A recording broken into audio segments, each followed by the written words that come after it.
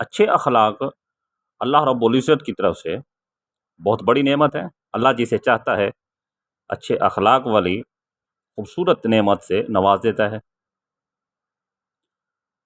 حضرت عمر بن دینار رضی اللہ تعالیٰ عنہ سے روایت ہے کہ نبی اکرم صلی اللہ تعالیٰ علیہ وآلہ وسلم ایک شخص کے پاس ٹھہرے جس کے پاس کافی تعداد میں گائے، اونٹ اور بکریاں تھیں۔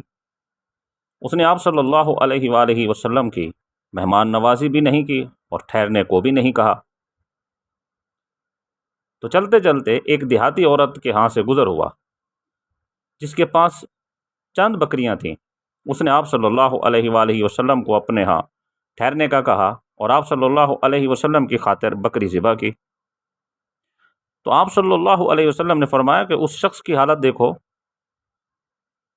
جس کے پاس گائے، اونٹ اور کثیر بکریاں تھیں، اس کے پاس سے ہم گزرے تو اس نے نہ ہمیں ٹھہرنے کو کہا اور نہ ہی ہماری ضیافت کی، اور اس کے مقابلے میں اس عورت کو دیکھو، اس کے پاس صرف چند بکریاں تھیں، اس نے ہمیں خوش آمدید کہا، ہماری ضیافت کی، ہمارے لیے بکری ذبح کی۔